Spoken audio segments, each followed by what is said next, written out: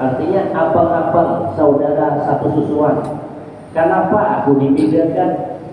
Aku di rumah nyaman dingin, aku makan nyaman, minum nyaman, berbuat segala macam nyaman di rumah. Sementara saudara-saudaraku itu di tempat pengembalaan kepanasan, terpapar oleh terik matahari, belum lagi makanan minumannya terbatas samuan. Kenapa ibu bedakan aku dengan saudara-saudaraku? Maka mendengar hal itu, Halimah menjawab, aku lakukan hal demikian karena aku khawatir, aku mengkhawatirkan akan dirimu. Kalau seandainya engkau umpat dengan saudara-saudaramu, kalaulah engkau kena diculik. Lagi pula memang ketika itu Nabi itu ya termasuk haluslah umur 3-4 tahunan. Maka ujar Halimah, aku khawatir kalau seandainya engkau ikut dengan saudara-saudaramu mengembala, kalau diculik gitu.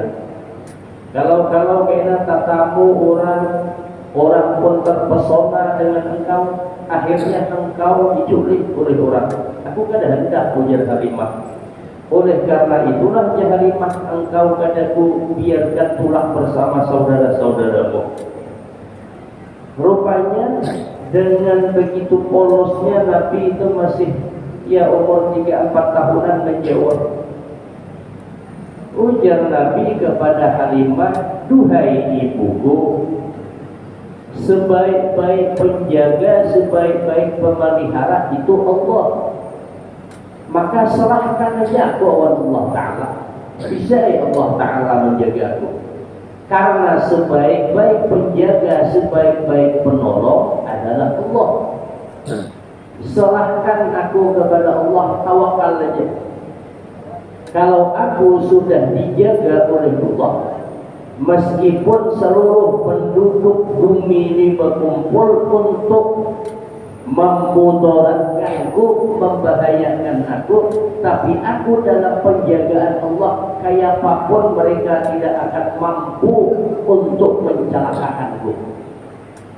Jadi kata-kata dari seorang anak, kalau bahasa kita ya berhibusan, ya di 3-4 tahunan, kata-kata itu mengulah tercengang takajud Halimah.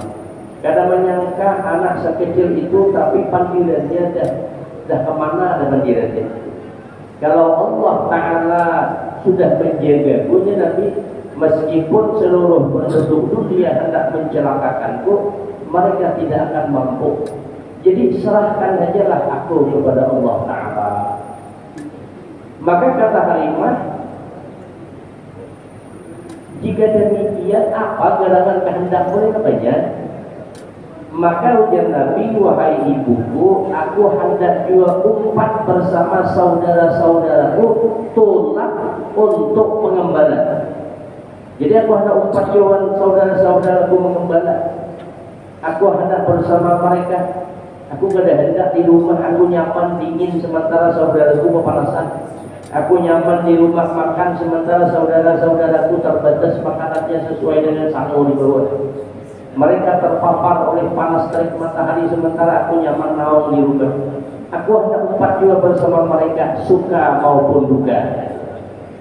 Akhirnya Halimah pun mengizinkan Nabi ikut mengembala kambing bersama anak-anak Halimah ketika itu.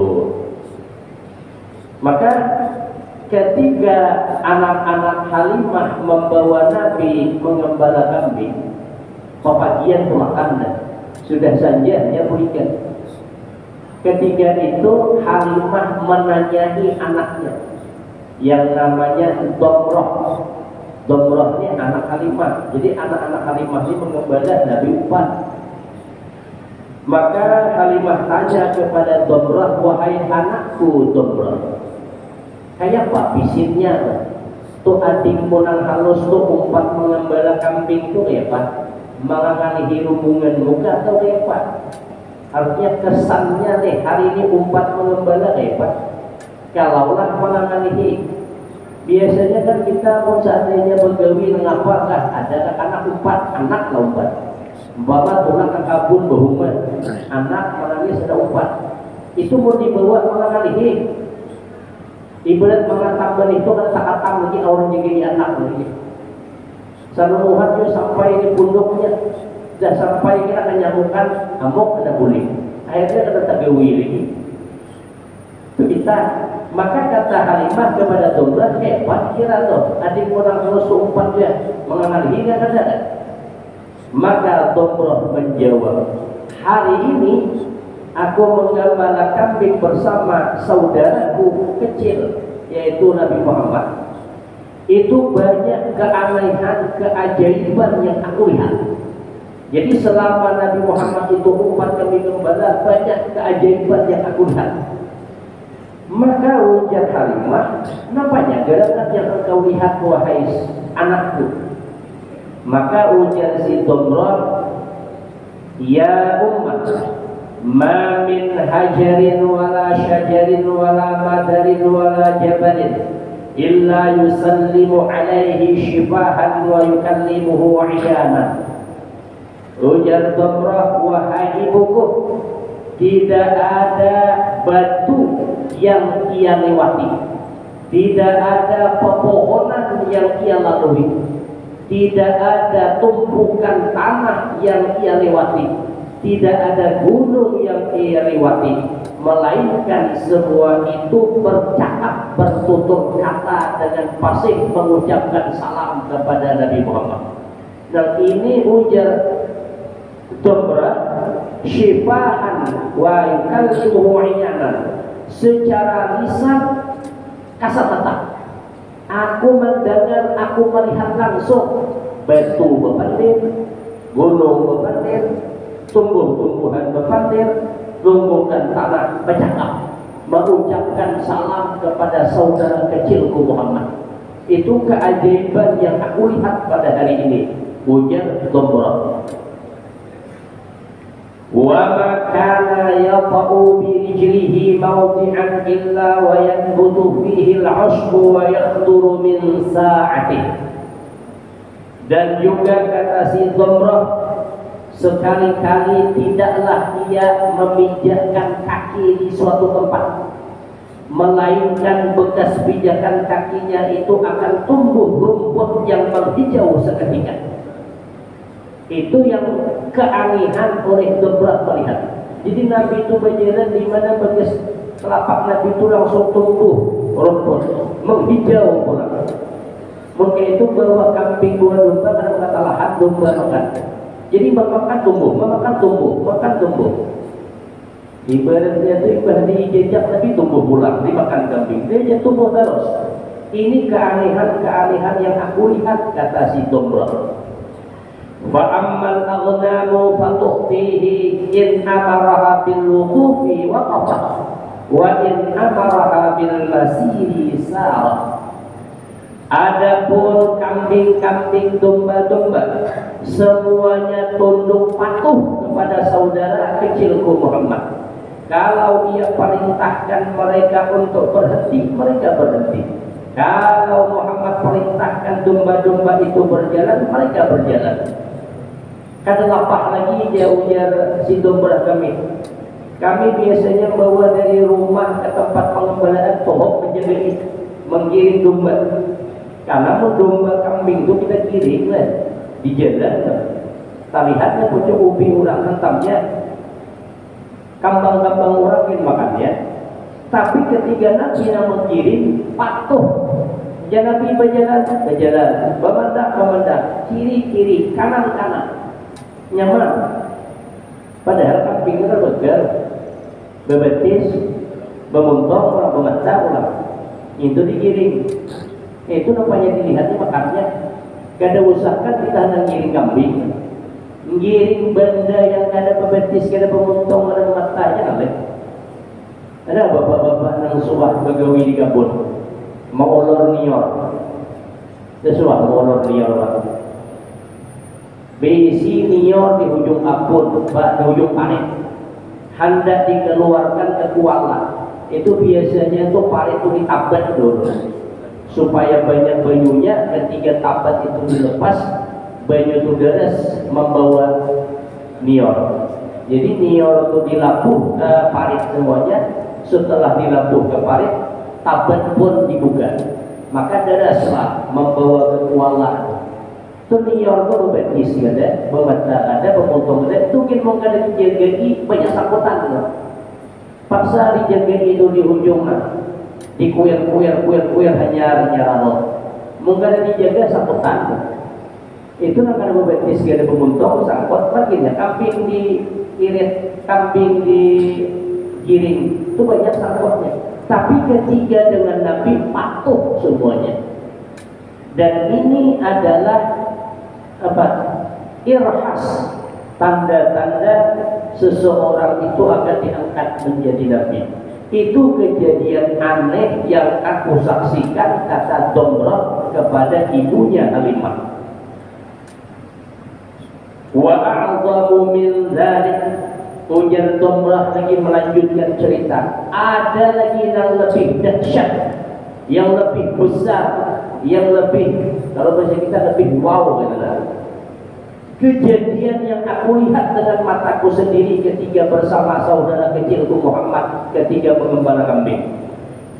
Ujar si Domrah, annana dakhalna wadiyal wuhush wa qad hadarnahu minhu fa aba illa tukur. Ada kejadian yang lebih dahsyat daripada itu lagi, wahai ibuku, kata Domrah, yaitu bahwasanya kami ketika sedang mengembala kambing, kami masuk ke wadi-wadi itu lembah yang lembah itu banyak binatang liar dan binatang buas di sana. Jadi kami masuk ke suatu lembah. Istilahnya ini tempat pengembalaan, di sini ada satu lembah. Nah, lembah di sini ini banyak binatang-binatang buas di sana. Kami masuk ke lembah itu. Kenapa jadi masuk? Karena mengikuti saudara kami ini. Waqad hadarna minhu fa aba ila dukhul. Kami sudah peringatkan dengan saudara Muhammad jangan ke sana, di sana banyak binatang buas. Tapi Nabi kan peduli, kan berdarung masuk ke tempat itu. Jadi lembah yang banyak binatang buasnya, kami terpaksa umpat masuk karena Muhammad saudara kecil kami masuk. Padahal sudah kami peringati, kami tangati. Muhammad jangan masuk ke sana banyak binatang buas. Tapi Nabi Muhammad masih mekunnya tulang masuk ke lembah. Mau kada mau kami berumpat juga, kata si Domrah. Falamma tarafna dzalikal wadi, manakala kami menerobos masuk ke lembah itu, fa idzan nahnu bisabu'in wajuhu kal mijanni wa khattuhu kal misan. Manakala kami menerobos masuk ke lembah itu, tiba-tiba kami dihadang oleh seekor binatang buas. Bisabu'in, binatang buas. Wajuhu kal mijan. Binatang buas itu wajahnya kal mijan. Mijan itu Pak perisai. Perisai itu tameng. Biasa orang perang itu kan ada yang kayak nyiro perisai. Jadi binatang buas tuh muhanya kayak nyiro kenalnya. Kira kayak apa tuh binatang? Jadi binatang buas yang wajahnya kayak nyiro kenalnya, kayak talam kenalnya.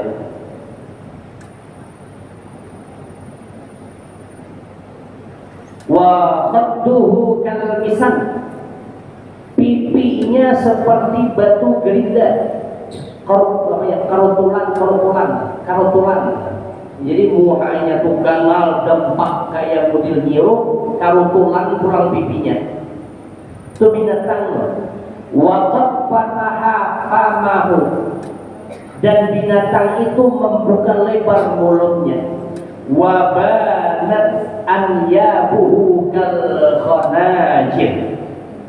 Dan nampaklah gigi taring-taringnya kal khanajir, seperti jijiran pisau. Jadi semuanya taring. Berarti bukan harimau, bukan singa, atau singa bukan harimau, 4 juga taringnya. 2 di atas, 2 di bawah. Ada ini taring semuanya gigi. Kira binatang apa ini, Bang? Kalau wajah ini orang nyebut monster lah mungkin. Binatang monster.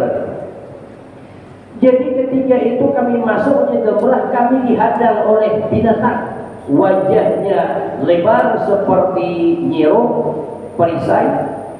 Kemudian pipi binatang itu karuntulan seperti batu gerinda. Dan ketika ia membuka mulut, itu kelihatan taring-taringnya seperti jejeran pisau. Wa ainahu kaqabisin nar, matanya merah seperti bara api. Itu menghadang kami. Falamma nazara ila Muhammadin naqasa ala aqibai. Tapi ketika binatang itu melihat kepada saudara kami Muhammad, maka binatang itu mundur kedua belah tumitnya. Binatang itu mundur. Wa rama binafsihi ilal ardh, dan binatang itu menjatuhkan dirinya ke tanah. Wa ja'ala yamruqu khadduhu 'ala turab, kemudian mulailah binatang itu mengelus-eluskan pipinya ke tanah. Kalau ibarat kita kayak kucing. Kucing itu menginya imbah kawin ke buyut-buyut jadi tanah. Mau bosok-bosok ke apa? Pokoknya buyut-buyut lah di tanah lah. Sambil bosok-bosokkan pipi dagu lehernya ke tanah. Binatang mana? Buyut-buyut jadinya. Wa yatakallamu bi kalamil adamiyyin wa qala assalamu alayka ya Muhammad. Kemudian binatang itu berkata-kata dengan perkataan Adam, artinya itu pandir persis pandiran manusia. Dan binatang itu pun mengucapkan salam kepada Nabi Muhammad dengan ucapan assalamu alayka ya Muhammad. Semoga kesejahteraan atas engkau wahai Muhammad. Binatang itu mandiri Nabi. Kemudian kata si Tomrah, famasya ilaihi akhi Muhammadun. Kemudian saudaraku Muhammad berjalan menuju binatang tadi. Karena binatang tadi mundur, buriat-buriat, Nabi meparah. Famasya ilaihi akhi Muhammadun ghaira makrubin minhu. Saudaraku Muhammad kemudian berjalan menuju binatang itu tanpa sedikit pun gemetar rasa takut. Padahal Nabi itu masih harus meparah ke binatang itu. Summa khatabahu fi udhunih. Kemudian Nabi pun membisikkan sesuatu ke telinga binatang tersebut. Wassabu'u munakkasun raqsah. Sementara binatang buas itu menundukkan kepalanya. Nah, nunduk. Nabi tarik telingannya, dibisiki oleh Nabi. Nunduklah binatang itu. Summa asyara ilaihi fawallas sabu'. Kemudian Nabi mengisyaratkan untuk menjauh. Fawallas sabu', maka pergilah binatang buas itu. Faqultu lahu, ujar Tomrah bercerita kepada ibunya Halimah, aku pun bertanya kepada saudaraku, ya akhi, man ladzi qulta lahu hatta dhahaba hariban. Wahai saudaraku Muhammad, apa gerangan yang engkau bisikkan ke telinga binatang itu sehingga ia pergi? Buka. Kenapa ia buka? Tulak meninggalkan kita. Apa yang engkau bisikkan ke telinganya? Faqala sallallahu alaihi wasallam, qultu lahu la tuqarrib hadzal wadiya wa la tajuz bi ardina abada. Ujar Nabi, aku tadi berparak, aku bisikkan ke telinganya, jangan berparak lagi lah kau di tempat ini. Dan boleh lagi kau kembali ke tempat ini, tulak jauh-jauh, jangan kembali lagi. Abadan selama-lamanya. Fa'ajabani, Ujar Nabi, rupanya ia mengiyakan permintaanku. Wawallaha riban, maka larilah binatang itu. Nabi membisiki binatang itu. Nah ini ujar si Domrah bercerita kepada ibunya Halimah, inilah keajaiban, inilah keanehan yang kami lihat. Musawat kami yaitu tadi jengkel ibu gahan, tapi saudara kami Muhammad ada malahan memaraki laginya. Telinga aja dibisikinya pulang. Patuh pulang binatang buas itu. Disuruhnya berjauh, jangan berparak lagi ke sini. Jangan balik lagi ke lembah ini selama-lamanya. Rupanya binatang buas itu mengiyakan. Akhirnya pergilah dia. Nabi mandiri binatang. Jadi orang bisa berpandir orang binatang itu kelas Nabi. Rupanya wah ini ada yang bisa bahasa semua. Ada yang bisa bahasa cacing, ada yang bisa bahasa sama. Ramai banget di Facebook. Kenapa? Bahasa Suryani ini. Inna maqali rahmatan Makkah Madinah. Beda bahasa Suryani itu model gitu. Kalau banjir nyebat ngerampot waras gitu. Jadi bahasa Suryani itu kan itu. Di antaranya bahasa Suryani itu Abarihu bayruhi wa bayruhu kulhuwa. Nah itu bahasa Suryani. Syamarihu syirahin syarukhin tashammakat. Itu bahasa Suryani. Itu ada di Tariqat Jal-Jalud, Jal-Jalutin Jal-Jalud. Itu bahasa Suryani. Dia makam rahmatan Makkah Madinah itu. Itu ngampot waran. Itu bahasa Suryani. Jadi yang bisa bahasa wal binatang itu kelas Nabi. Nabi Sulaiman berpandir awan binatang. Nabi Yakub juga pernah berpandir awan binatang. Ketika anaknya Yusuf dikabarkan oleh anak-anak lainnya dimakan serigala, dipanggil oleh Nabi Yakub semua serigala yang ada. Bujurkah hubungan memakan anakku? Ya serigala lain tidak memakan anakmu. Nabi Yakub itu mandiri serigala. Nabi juga bercakap dengan binatang. Oh ya ini ada juga yang bisa berpandir binatang. Itu yang jelas merampot warah hanya mengumpetkannya. Dan faidatun, ini suatu faidah. La yanbaghi li ahadin uyira bi ri'ayatil ghanam ay yaqula kana an-nabiyyu yar'al ghanam. Fa idza qala dzalik yu'addab li'anna mithla dzalika yakunu kamalan fi haqqihi sallallahu alaihi wasallam duna ghairihi. Wa kadza law qila lahu anta ummi faqala kana nabiyyuna ummiyan fa innahu yu'addab. Ini suatu faedah. Ini perlu kita. Tidak semestinya bagi seseorang yang diejek atau dicela dengan mengembala kambing bahwa seseorang itu berkata kana nabiyyu yar'al ghanam. Nabi itu mengembala kambing. Fa idza qala dzalik, apabila orang tersebut berkata demikian yu'addab, maka orang itu dihukum. Maksudnya macam inilah. Kita bercerita Nabi waktu kecil mengembala kambing, mengembala domba. Ada orang Jawa ini umpama pekerjaannya mengembala kambing, mengembala domba, lalu dicemooh orang atau dihapaki orang. Awak tampannya durian mengembala kambing, mama. Lalu orang itu membela diri, menyambat. Kau jangan nyambati aku mengembala kambing. Nabi Muhammad waktu terus mengembala kambing juga, tidak boleh. Jadi jangan menyandarkan ke Nabi. Jadi ketika kita umpama pas profesi mengembala kambing atau begaduh lampu segala macam bisa bagi orang. Lalu kita membela diri dengan menyebut Nabi Muhammad saja ngembala kambing juga tidak boleh. Apabila orang itu berkata demikian, diadab, orang itu dihukum. Maka seorang hakim yang ada di tempat itu berhak untuk memberi hukuman kepada orang tersebut. Apanya hukumannya?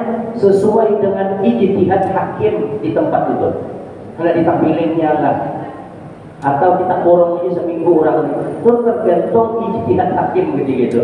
Jadi ketika kita dijamu orang, cukup kita jangan menyambat-nyambatkan Nabi. Sama seperti ini juga. Lau qila lahu anta ummi. Ada umpama kita nih, kada bisa baca, kada bisa nulis. Itu kan sebuah aib celaan. Lalu ada nama hak yang menyembati.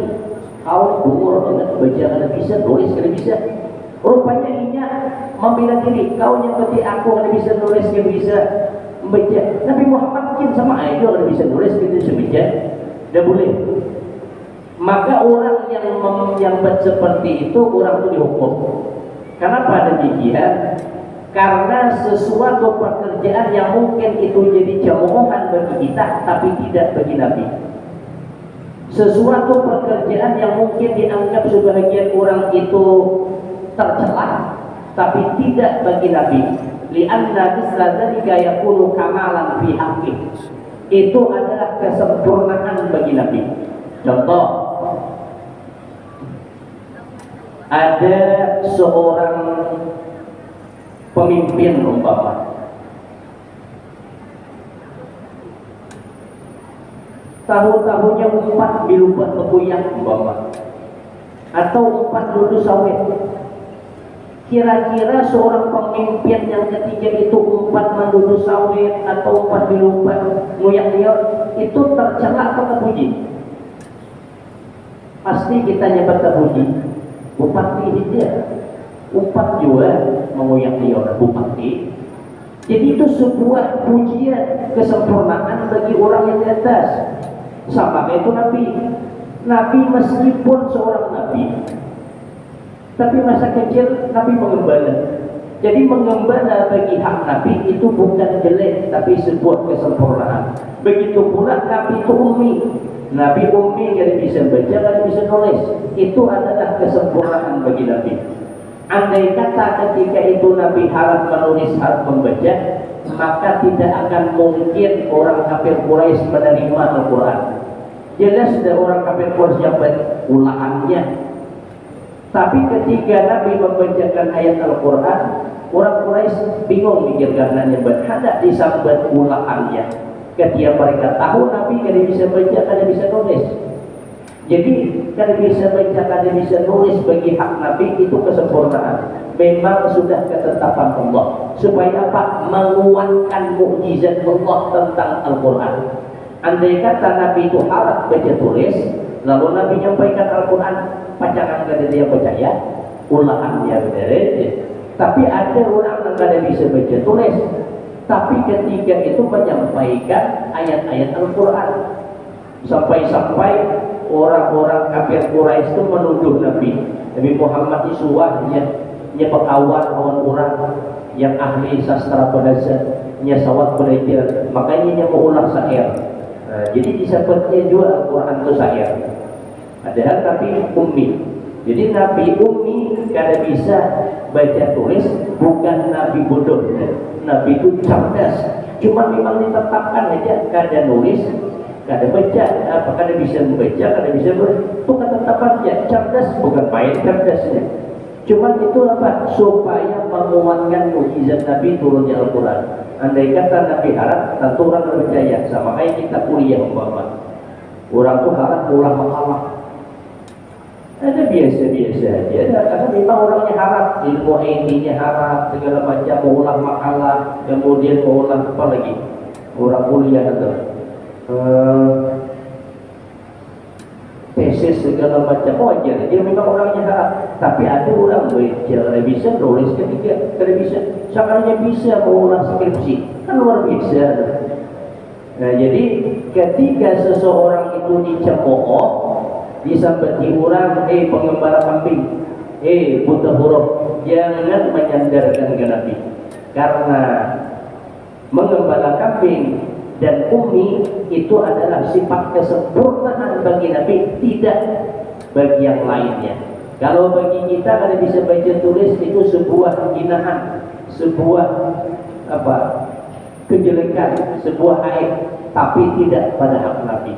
Maka ketika kita disabati orang, jangan pulang membela diri Nabi Muhammad gini, beheri ngembala kambing, maka hakim yang ada di setempat berhak menghukum orang tersebut. Hukumannya apa? Sesuai dengan ijtihad hakim di tempat itu. Jangan disuruh menjadi pasongnya ya sesuai ijtihad, tidak boleh. Karena itu semua adalah sifat kesempurnaan bagi Nabi, tidak bagi umatnya. Summa raddathu sallallahu alaihi wasallam ila ummihi wa hiya bihi ghairu sakhiyah hadaran min an yusaba bi musabin hadisin takhsha. ووافدت عليه حليمة في أيام خديجة السيدة الوضيئة والله أعلم بالصواب. Sampai di sini mudah-mudahan ada manfaatnya. Insyaallah dalam pertemuan selanjutnya kita lanjutkan. Jadi cerita itu semua itu adalah irhas ketetapan seseorang itu akan menjadi nabi. Wallahu a'lam bishawab. Sampai sini mudah-mudahan ada manfaatnya. Ala hadhihi niyyah wa likulli salah wa ila hadratin nabi al-fatihah. A'udzu billahi minasyaitonir rajim. Bismillahirrahmanirrahim. Alhamdulillahi rabbil alamin arrahmanir rahim maliki yaumiddin. Iyyaka na'budu wa iyyaka nasta'in ihdinas siratal mustaqim. Siratal ladzina an'amta 'alaihim ghairil maghdubi 'alaihim waladdallin. Bismillahirrahmanirrahim. Alhamdulillahi rabbil alamin. Wassalatu wassalamu ala asyrafil anbiya'i wal mursalin. سيدنا ومولانا محمد وعلى آله وأصحابه أجمعين. اللهم انفعنا بما علمتنا وعلمنا بما ينفعنا وزدنا علما نافعا وفهما وحفظا وهداية وتوفيقا. اللهم أخرجنا من ظلمات الوهم وأكرمنا بنور الفهم. اللهم وفقنا في الدين وعلمنا التأويل. ربنا آتنا في الدنيا حسنة وفي الآخرة حسنة وقنا عذاب النار. وصلى الله على سيدنا محمد وعلى آله وصحبه وسلم والحمد لله رب العالمين. السلام عليكم ورحمة الله وبركاته.